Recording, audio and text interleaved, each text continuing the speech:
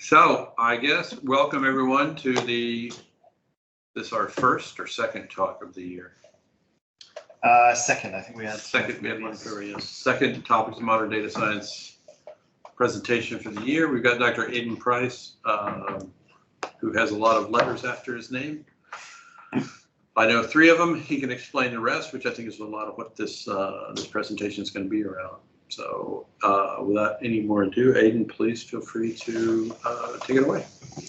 Thanks, Gentry. Thanks, everyone, for coming along. I'm Aiden. As Gentry said, I've been working here for a little while as a research associate, but I've also received funding externally from both Oren, the Australian Urban Research Infrastructure Network from Melbourne, and HEAL, the Healthy Environments and Lives Network in Canberra.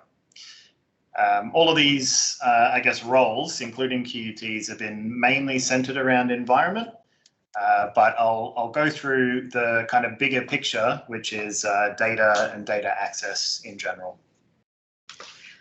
I'll start with acknowledgement of the traditional owners, acknowledging the elders past, present and emerging for the Turrbal and Yagara people, and the important, I guess, connotations that the Indigenous people, I guess, had historically, and yeah, I guess hoping to continue that and keep learning from our land and collaborating and all of the other things that the Indigenous people did. Okay, so we'll kick off. The idea that I wanted to touch on today are these typical challenges in the field of data generally. I've got some grayed out there because those are, I guess, a bit more out of scope for what I want to talk about today. But the big ones there, all to do with data governance, data ownership, data analysis, bias in that analysis, and just the sheer volume of data that exists nowadays. One big thing is the digital divide. I think about that as more of a technological divide, maybe, between, say, for example, people without technology and people with technology, but then people that are in government, less maybe technological savvy or technologically savvy, and people in, say, research, and the divide between those groups as well. All of these are, of course, intertwined. There's, data security and AI in or throughout all the other methods, just as there are, back and forth. But really, I want to talk about the idea generally of data access and data sharing. All right, so I'll start with why data is important. Hopefully that one's pretty key, and everybody among here uses data most days of their working weeks. The main idea is that we're using data to make decisions. We've got all sorts of decisions to make. People that are in industry or in government have very important decisions to make, and the data that informs those often leads to lives saved or money saved that can then be used to save lives, etc. A lot of the data analysis, or even just data usage, aside from statistical analysis, is all looking at similar kind of things: trends, patterns, benchmarking, looking at comparisons, especially between spatial regions, is a big thing, especially with government data, hence the GSD. But it's all meant to be used toward, I guess, this idea of evidence-based decision making. So in terms of the, I guess, decision-making structure, I've got a little diagram there that I put together, which really talks about how the processes, I guess, emerged. So you start with asking a question pretty much in every field that uses data to make decisions. You start with a question. Sometimes that's motivated by data, and sometimes the data collection process leads to all sorts of changes to that question, but you really only start to use data to make a decision after you've asked a question. Then there are immediate issues. Once you decide, okay, we need to collect data, then you realize, well, nowadays there's many sources. All of those sources have difficulties with data collection, and then you need to do all sorts of things to that data to make it useful for analysis. I clicked off. Okay, so I guess the first main barrier there that we've encountered, or I've encountered in a lot of my research with data access, processing, analysis, etc., is that the data collection process is actually very, very significant, and it's understated in many, if not all, research projects. This idea that, okay, actually to collect the spatial data we need to make these kind of assessments, even at the local level, but at state and national level, just take a lot of effort. There's communication with the data custodians to identify what data sets you can access, what data sets even exist. Sometimes there's a data custodian search to identify who might have the data that you're looking for if you don't know.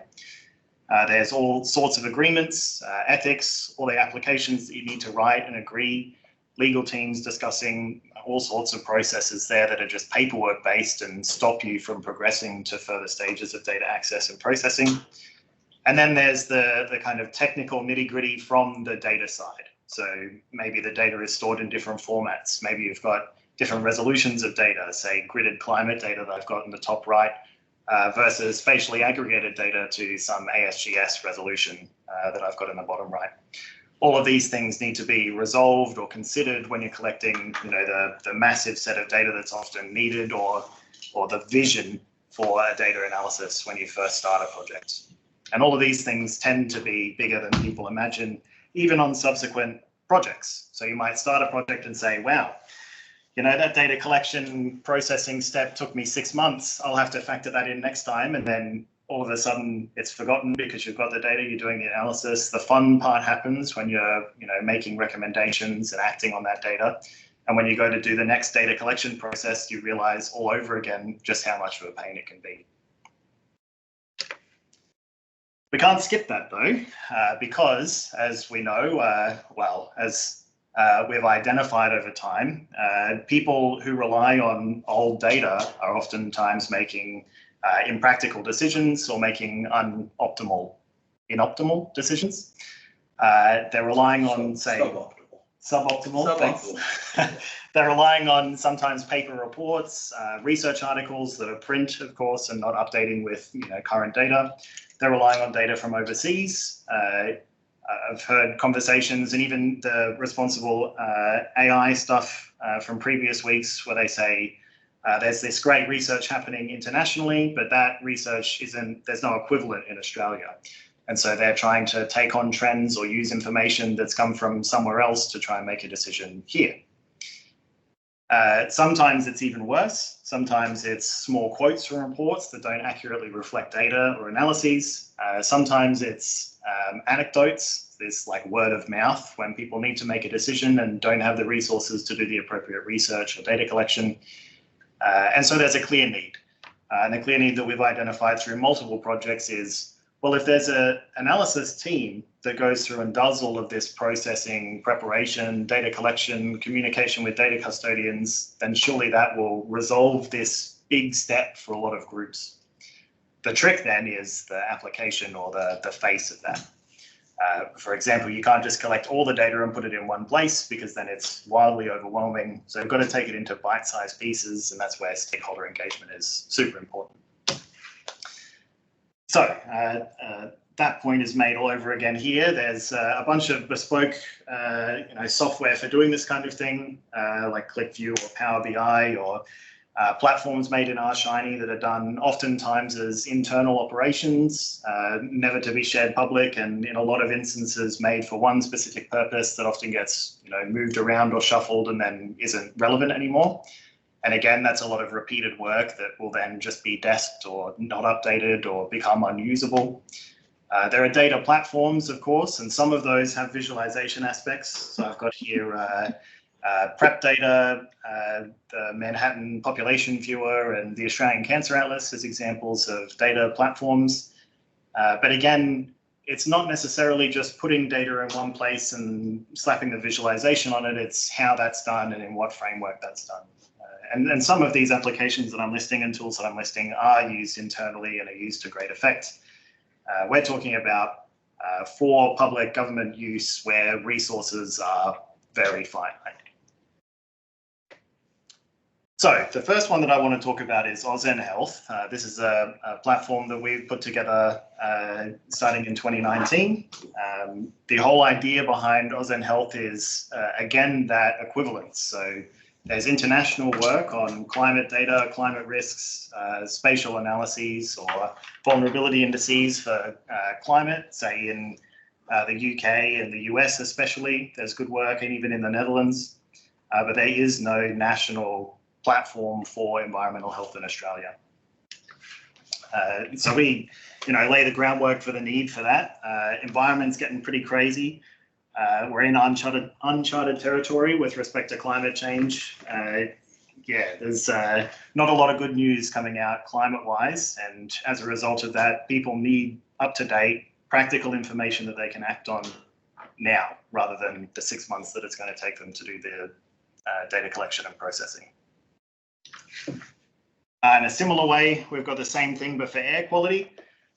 Again, motivated by environmental change, but all looking at, changes in the environment that impact human health and how to best summarize that and join the data together to give to, policymakers, decision makers to make informed decisions. So that's our idea.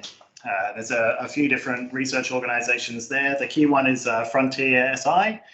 They used to be the spatial CRC in Australia. They partnered with QUT, and perhaps one of the more important partners is NGIS there, the software development group that made the platform. And of course, if you're in the GSD meeting just past, I've talked about EPA Victoria, Western Australia Department of Health, and Oren, who's now partially funding me, soon to be primarily funding me, but I digress.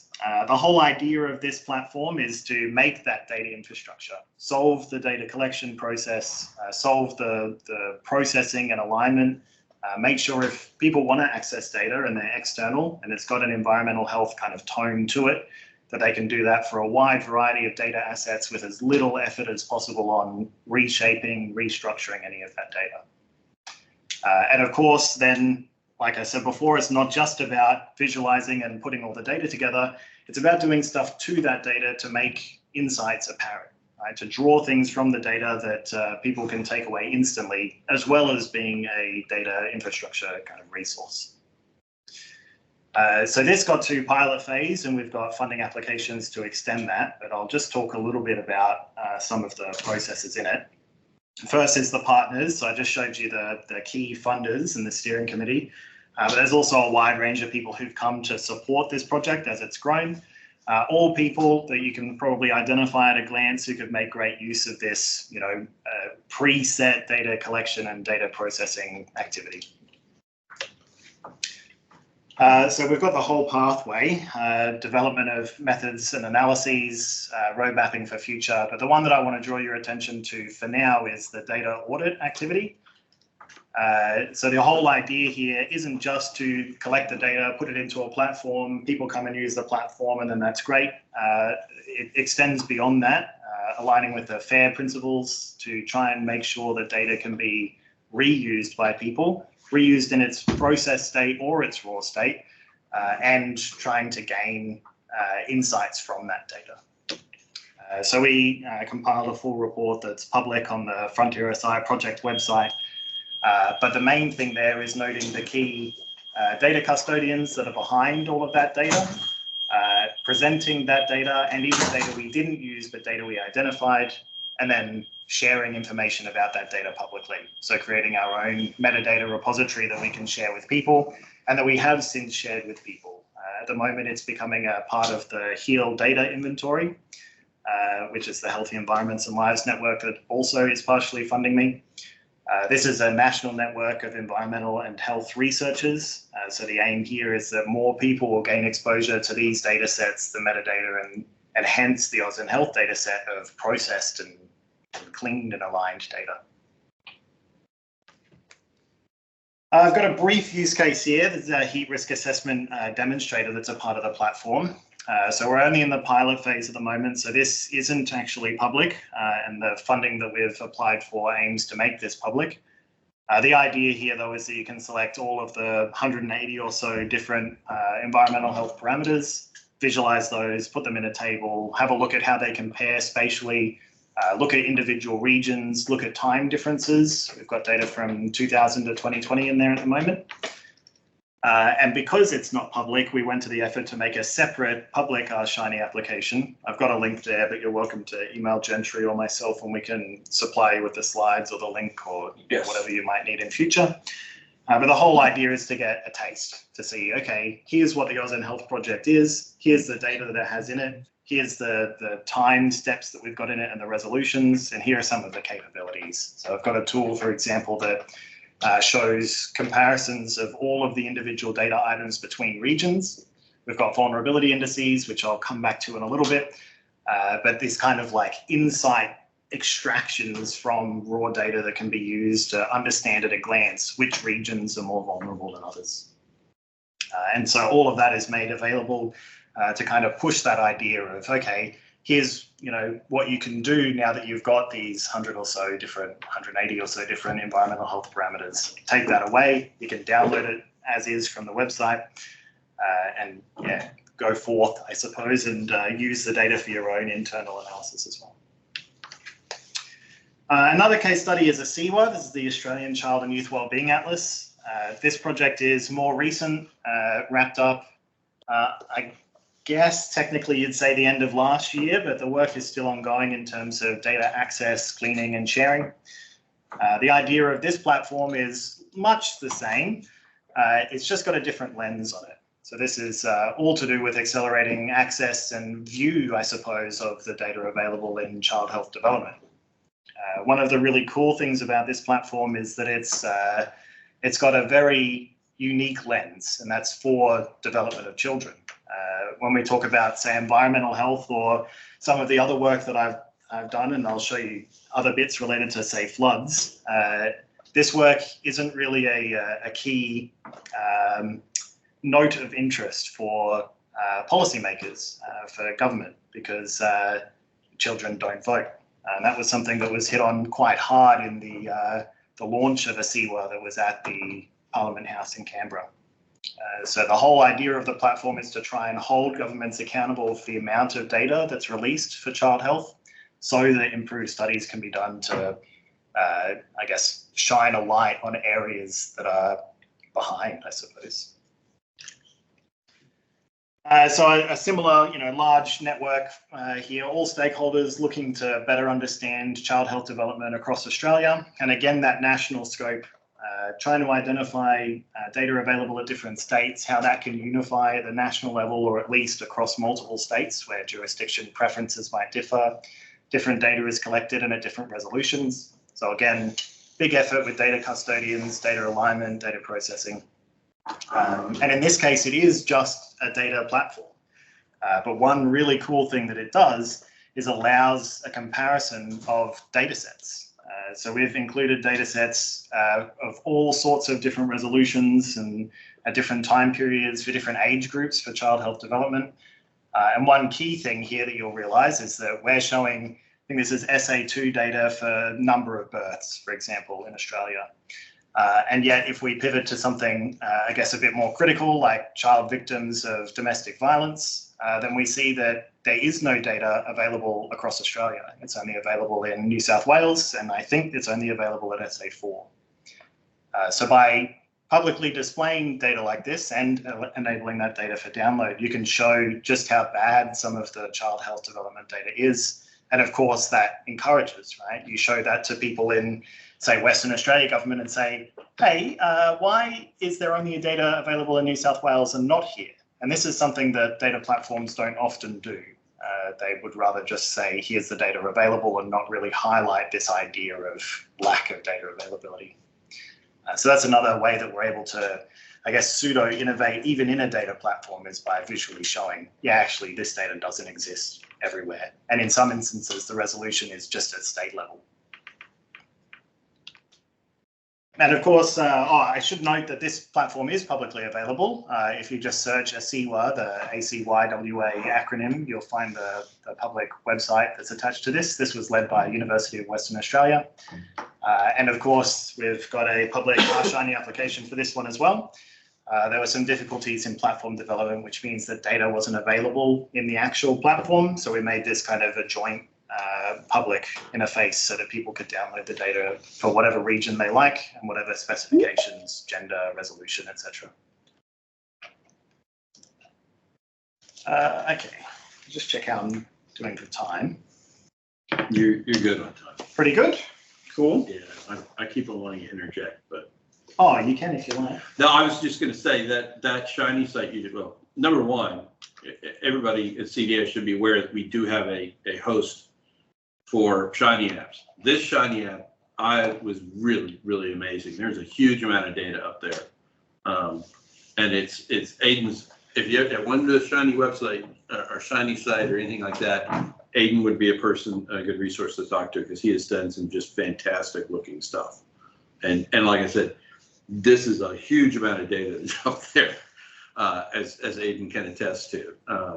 And it's amazing. It's truly useful stuff that he's got up there. Really great functionality. It's really good. Yeah, if anyone's keen on making Shiny apps, then I'm happy to help out. Okay, so aside from just data visualization, I kind of gave you the sneak peek before with vulnerability indices, but I just wanted to separately note that a lot of the, I guess, push, especially due to technology enabling more data access, is to collect all of that data and use it.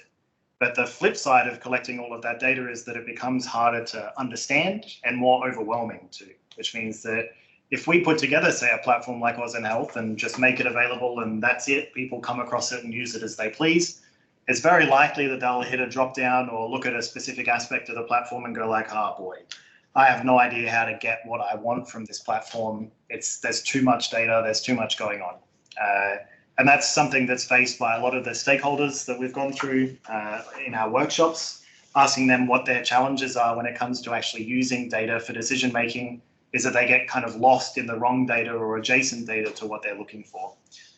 And so we have this issue with interpretability. We've collected, these 180 data sets, but how can we actually get government or people to use those if all they do is get turned away instantly by just the sheer amount of data that exists? So what we've reconciled is that we need to produce subsets of data. We need to transform and modify data into indicators and indices to draw insights out so that it's not so overwhelming to people who, I guess, aren't experienced in big data practices, which is often that, overlap of people wanting to use a lot of data and people needing to use that data for decision making. So to talk through that in the lens of Oz Health again, I've got these kind of ideas of data products. So I guess just going through the top row because it's probably the simplest to go through. We start with, say, raw data variables in the second column there, which might be raw climate data. It might be data collected from the Australian Bureau of Statistics, say, number of infants, number of elderly people above certain ages. And one of the first steps we do is derived variables to make sure that we can compare regions across Australia. One easy thing to point out is that if you're using raw counts and you've got a high population density region and then a remote region, you're going to see higher counts that don't necessarily correspond to higher risk. For example, you might just see 200 infants in an area versus 10 infants in an area, but what does that actually mean? So an easy thing to do there is a derived variable, which is just percentage of infants or percentage of elderly, for example. That follows through all sorts of different parameters. For example, looking at excess heat factor, which is a measure of extreme heat or heat waves that's used in Australia and has some use internationally, and looking at, say, average temperature instead of raw temperature, extreme temperature instead of raw temperature values as well. Okay, then there's indicators. So these are ones that are mostly threshold based. And the idea here is that you might want to combine different spatial or temporal data to extract value. A very easy one to talk about is the heat percentiles that we've got in the second row there. The idea being if I gave you 20 years of daily climate data at the gridded resolution, it's going to be very difficult for you to figure out how that corresponds to risk in your, say, local government area. And so we've done that process, and I can show that here actually, where we collect, say, the raw data that's daily gridded. It looks like, the full high resolution, high variance map that we've got on the bottom left there. We do some averaging, we do some aggregation. So instead of at the gridded resolution, we average out to the different resolutions that we show in the Ozone Health platform. And then we look at region-specific historical percentiles. So rather than presenting a specific threshold like 30 degrees or 33 degrees, we know that it's hotter in areas like Darwin and that there's acclimatization to that. So that's considered in the creation of the indicator as well. So again, it's that kind of thought or pre-thought that we put into the indicators to resolve that effort having to be done by local government. So then we produce, weekly, monthly, yearly counts of days over specific thresholds at all sorts of resolutions so that different decision makers for different jurisdictions can act on information there. And that's just an example of the output. So there's a list of some derived variables that were created for Ozone Health. So again, really highly focused on air pollution and climate there, which is a bit of a digression from data collection generally, but just showing that process of, well, we had all that raw data, now we've got indicators. It's a much better system so that people don't have to sift unnecessarily through data, and also so that people don't get overwhelmed. However, there's still an issue because even if we've reduced the, say, 180 data sets to 20 indicators showing different pockets of vulnerability with respect to air quality or climate or socio-demographics, then there's still an overwhelming issue. 20 variables is still too much for some people and still enough for some people to just turn off the application or, go back to looking for some report that just says the value that they would rather look for. So we've looked elsewhere to vulnerability indices, which are used internationally. There's some use in Australia, and some of the, vulnerability, or one of the prominent vulnerability indices used is actually ABS's CIFA index set, although that's socio-demographic and not environmental health focused, for example. And of course, the Wally picture used to, condense information into one parameter. So a little bit of a digression, but hopefully useful to explain the processes that we're talking about with this kind of index approach. Is taking all of that data, ranking it spatially, summing up those spatial percentiles so that okay, for a number of days over the 85th percentile, this region was had the most number of days, this region had the least number of days, same for median income, same for number of hospitals. And then when you add all those together, you get this idea of which regions have stacking vulnerability, right? Which regions are the most vulnerable with regards to X, Y, Z, etc. And then once we've summed those together, we get that single value. We can put that on a choropleth map, the spatial, geographical representation of Australia, and you can see at a glance, my region is more vulnerable than other regions. And of course, the natural question from that is, well, why? And then of course, you can explore bite-sized but more pieces of data relevant to your specific region. We've got more complicated vulnerability for that. This is just an equation representation of that rank sum approach. And we have different aspects of vulnerability. This idea of exposure, so how a population is exposed to a hazard, because we're environmental health focused right now. Sensitivity, which is made up of mostly government data. So how susceptible is a population to that exposure, and then adaptive capacity, which are measures that a population can use to overcome that hazard. So for extreme heat, it might be looking at cool places, for example, grocery stores and the like. You can go further. We've got an example of some of the data there, and people might notice this combination of National Health Survey data and socio-demographics data from ABS. Used in our sensitivity theme, for example. And of course, exposure is going to be much more focused on the climate-specific parameters, and then adaptive capacity is often urban environment. We've done other analyses, though, and we've reflected on the CIFA methodology as well to come up with this nested principal components analysis approach. So hopefully people at ABS are proud that their methodology is seeing use. Stacking up, principal components, and in our case, considering multiple principal components, even though I know CIFA only considers the first. But then we move beyond this idea of just presenting indicators and indices as well as just presenting the data. And this is where opportunities for innovation come through. Some examples of this just by talking or collaborating with stakeholders. because once they can skip that 6 or 8 or 12 month or 2-year data collection process, now they can start asking questions about that data that come up quite easily. One of these come from a consideration of flood vulnerability. For example, looking at how populations are affected by, say, the 2022 floods that happened in Brisbane.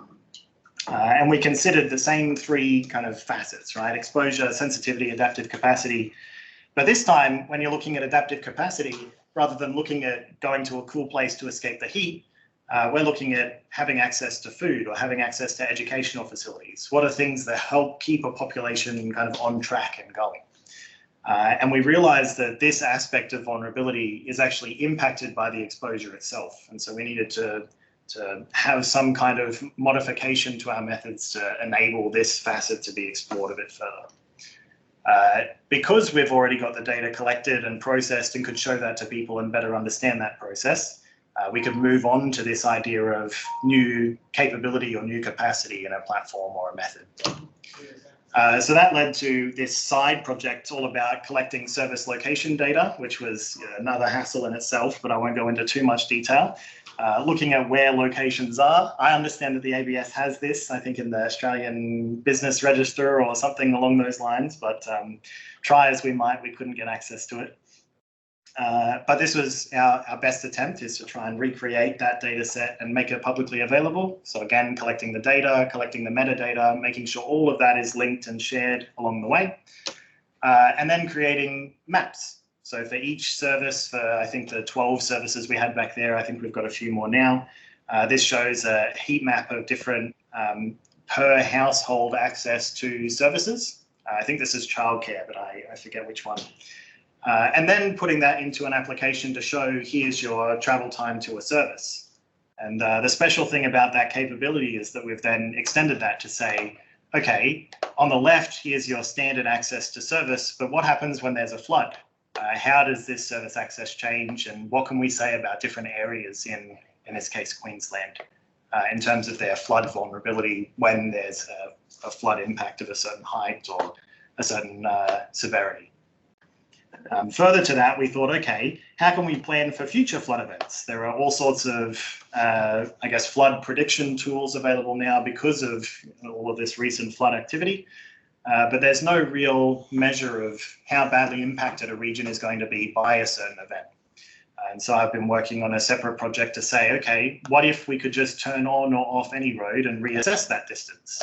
And a tool is emerging, it's not ready for public release, but a tool's emerging to do exactly that, which would act as a great resource for planning, for emergency response, to identify, okay, if this particular road goes out, just how bad off is that local area? And of course, the idea is to, again, make all of this data, all of the metadata, and to make a capability like this available in a public platform. Okay, and the last thing I guess I want to cover, I'll just check. Yep, we're going all right. The last thing I wanted to cover was a offshoot project that was done with EPA Victoria, that's the Environmental Protection Authority, with respect to Ausen Health products. So we created this vulnerability index methodology and all these indicator methodologies, and EPA Victoria was a partner of Ausen Health along the way. And they said, this platform is great, perfect for us, but actually one issue we've got is that we have a bunch of data that we can't share. And so, of course, that has spurred some ongoing discussion about, okay, how do we enable people outside of the platform to upload their own data without tampering or invalidating our methodology so much? So, for example, if they wanted to add health outcome data to a vulnerability index, how do we enable that in a sensible way that lets them get good insights out of the data with minimal risk of misuse or accidental misuse, which is a big one? For example, if they upload a data set with mostly missing data, is that going to impact the result of the vulnerability index? So we worked with them on an internship project at QUT to explore creating bespoke indicators or indices on the fly with user uploaded data, combining that with publicly available data from government or Ausen Health data that we've collected and aligned in the past. And then we looked at different opportunities so that we could summarize what vulnerability means with different case studies. For example, this is SA1 level data in Melbourne. EPA Victoria has a remit to decide on where waste management plants can be set up, and they need to defend those decisions, whether they approve or deny a waste management plan or plant rather, because they are oftentimes sued for their decision making. So they need to be able to present good information on why they've said yes or why they've said no. And in an instance like this, they might say, okay, if a plant wants to set up in this area, let's look at the plant and the surrounding regions and see how vulnerable populations are. And of course, this is just two parameters used to make this index, but the methodology scales. So the idea is you drop a pin, you put all the data together in your methodology and you assess, okay, what's my overall vulnerability in the region and what's my vulnerability right here? And this application allows that kind of work as a baseline. So this is the kind of thing, for example, that EPA Victoria just did not have access to in the past. The data collection processes, again, would require that data custodian communication, the data access processes, expertise to visualize it, expertise to create these kind of overlay maps. And this kind of activity is a direct activity that staff at EPA Victoria have done in the past, but again, have to replicate every time they're looking at a different case study. Whereas now, hopefully with a bespoke product that we've made, they can do this much more freely, and then they can take whatever data, including the index and the visualizations, offline so that they can put that into reports and use that for decision making. So in terms of a summary of all of that, the innovations I hope are clear. This idea of data collection for the sake of expediting resource usage, expediting collaboration, going back to, I guess, if I can quickly find it, I should have included this at the end, sorry. This decision-making cycle where you originally had to formulate your question, go and collect the data, do the data processing, then analyze, interpret back to analysis until you get something that you're happy actioning. We've eliminated this need for data collection and data processing to an extent. Even these automated systems that we've proposed have automated data cleaning and processing in them, and directions for if that processing is determined to be inaccurate or insufficient. But then, you know, half or almost half of this whole cycle has been eliminated just by clever usage of, you know, data processing techniques and collaboration, even though in some instances it's bespoke with certain stakeholders. And this allows us to move straight from asking the question to having a look at the result, asking these more complicated questions, which in some cases have led to these capability or capacity innovations like this bespoke indicator or index creation system, or the modifiable road network for service accessibility, all to help make better, more informed decisions. So to recap, just looking at these, say, bolded examples here, the privacy versus convenience thing, very big in that EPA Victoria case, for example, where they had data that they couldn't share, but still wanted to be able to use it to make informed decisions. This is something that often becomes an internal process or is shipped out to consultants. But of course, because of data infrastructure processes and data infrastructure, I guess, research, you would call it, we can resolve that for certain stakeholders. Then you've got data ownership. So this is all connected very well with metadata. Again, abiding by those FAIR principles, the findable, accessible, interoperable, and reusable principles, so the data can be appropriately shared and reused rather than being siloed. Looking at the big data issue, so creation of these indicators, indices to expedite the kind of insight gain from big data problems, and trying to resolve that issue in technological divide or digital divide between research and, say, government or policymakers, decision makers, to really try and make that effort going from data to insight or to decision much more simplistic or efficient. In terms of big challenges moving forward, I think a big one is reaching out to, I guess, users, potential stakeholders that are especially in council, because there are a lot of these kinds of products. There's a lot of data platforms, a lot of different applications for these data platforms. Like I've presented one for child health development, one for environmental health. I reviewed one that's just a population overview, one that's a cancer platform. So one thing is trying to summarize these platforms or unify these platforms for stakeholders to engage with individually. But of course, the big thing there is getting that feedback loop from stakeholders. Are people in local council actually able to use these? How do we make this platform better in future for those people to use? That's really the big thing that's on my list. But I think I'll leave it there.